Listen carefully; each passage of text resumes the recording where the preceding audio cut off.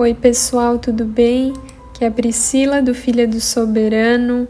Seja bem-vindo a mais um estudo do nosso estudo de Evangelho de João. Hoje vamos estudar o capítulo 16. A gente está caminhando para os últimos dias, são 21 capítulos ao todo e eu espero que você esteja gostando de acompanhar. Desde já eu te peço que, se você gostar desse vídeo, se esses estudos têm te abençoado, que você sempre contribua com o teu like, compartilha com os teus amigos, para me ajudar a fazer o canal crescer. Assim outras pessoas terão acesso e serão abençoadas também com esses estudos bíblicos. Então vamos lá, partindo do verso 1. A palavra escandalizar dá a ideia de tropeço por causa de um obstáculo, mais do que uma tendência interior para desertar. A frase que Jesus costumava usar é "vos escandalizareis em mim", conforme Mateus 26:31. Verso 2. Jesus conhecia bem o ódio fundamentalista que mata em nome de Deus, no qual ele mesmo foi alvo. Verso 4. Quando a perseguição se desencadeasse, a memória da sinceridade de Cristo em adverti-los dessas coisas serviria para fortalecer seus servos. Enfrentar tais coisas sem aviso prévio e preparo provocaria desânimo. Porque eu estava convosco. Jesus foi seu escudo contra a oposição. À luz de sua breve partida, o presente ensinamento tomou um significado que não teria antes. Era momento de pensar mais diretamente sobre a sua partida e sobre o que ela significaria para aqueles que ficavam. Verso 7. A desvantagem em termos de separação e tristeza seria ultrapassada pelo lucro ocasionado pela vinda do Consolador, o Espírito Santo. Só é preciso que se compare os discípulos do final do ministério de Jesus com esses mesmos homens depois da vinda do Espírito para ver como desenvolveram grandemente sua compreensão e eficiência no serviço. Realmente, se a gente lê com atenção os evangelhos, a gente percebe nos discípulos, ali no início e no decorrer da caminhada deles com Cristo, uma certa imaturidade, uma certa incompreensão dos fatos, e com o tempo eles vão amadurecendo, mas principalmente depois da vinda do Espírito Santo. Quando eles foram ali em Atos, capacitados pelo poder do Espírito, eles realmente se tornaram novos homens. E aí a gente vê o quanto foi transformador, o tempo de preparação deles ali caminhando tão de perto com Cristo, e depois, por fim, a capacitação do Espírito Santo habitando neles. Verso 8. Esse termo convencer, no grego elenco, significa expor, reprovar, refutar e convencer do pecado. Verso 9. Tendo o pecado do mundo se colocado em evidência na rejeição de Jesus, quando deveria ter aceitação, o Espírito faz disso um ponto importante.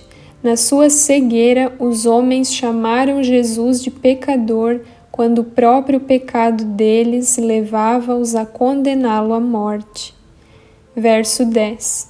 O próprio fato de que Cristo podia resolver o problema do pecado da humanidade através de sua morte redentora revelou sua perfeita justiça. De outro modo, ele precisaria de um Salvador para si mesmo. O Pai é o verdadeiro juiz da justiça. Sua prontidão em aceitar o Filho de volta na glória é a prova de que não o achou em falta, conforme a gente também pode ver ali em Romanos 1:4, 4:25 e 1 Timóteo 3:16. Verso 11. Quando aqueles que crucificaram Jesus viram que Deus não interferiu imaginaram que o juízo de Deus fora pronunciado sobre ele. Na verdade, outro estava sendo julgado ali, o próprio Satanás, o príncipe desse mundo. Satanás governa através do pecado e morte. O triunfo de Cristo sobre o pecado na cruz e sobre a morte na ressurreição proclamou o fato de que Satanás fora julgado. A execução final do julgamento é apenas uma questão de tempo. Então aqui, esses 3 versos, o 9, 10 e o 11, eles são muito importantes, porque as pessoas têm muito o costume de usá-los para pessoas que não são convertidas, né? E até oram para que Deus convença do pecado, da justiça, do juízo, e isso realmente é válido.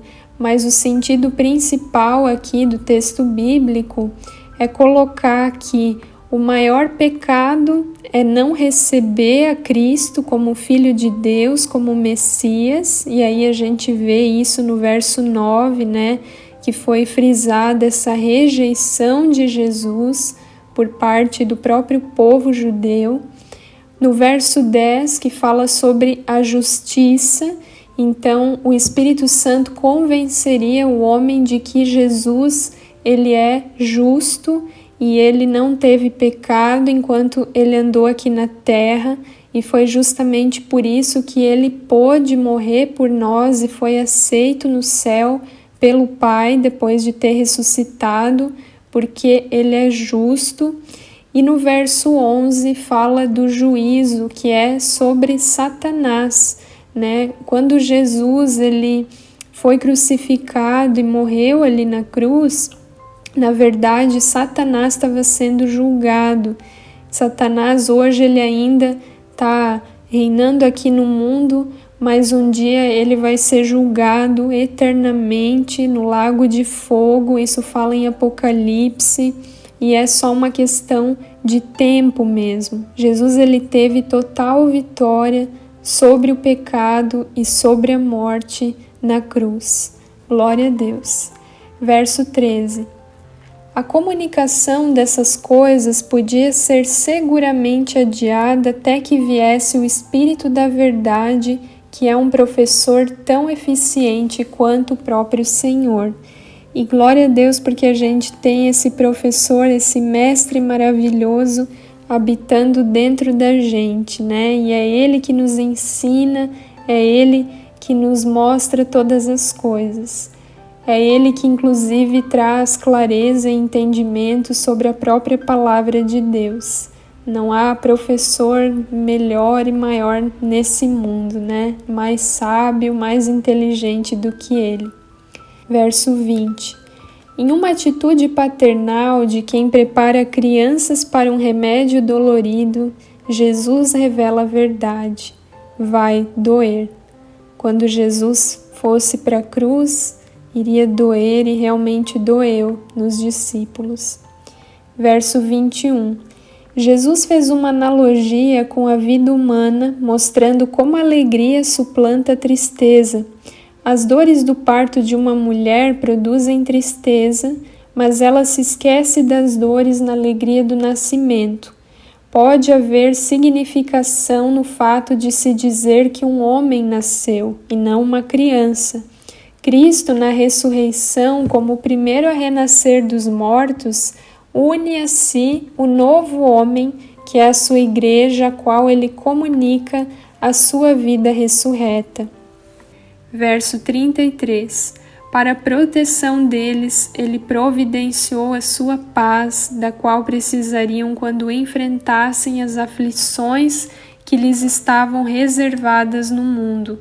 Essa não é simplesmente paz no meio do conflito, mas paz que descansa na certeza da vitória obtida agora pelo seu poder. A vitória de Cristo é a realidade objetiva que torna válida a dádiva interior da sua paz. Graças a Deus que a gente tem Jesus, que a gente tem o Espírito Santo, o nosso Deus Pai. Mesmo passando por tribulações, por adversidades, a gente pode sim experimentar a paz que o mundo não pode dar, a Shalom de Deus, que é independente das circunstâncias ao nosso redor. Amém? Então esse foi mais um estudo aqui do canal. Espero que você tenha gostado, tenha sido edificado. E eu aguardo você amanhã no capítulo 17, que é mais um capítulo maravilhoso sobre a oração sacerdotal de Jesus, um dos versos também mais amados do Evangelho de João. Que Deus te abençoe e fique na paz.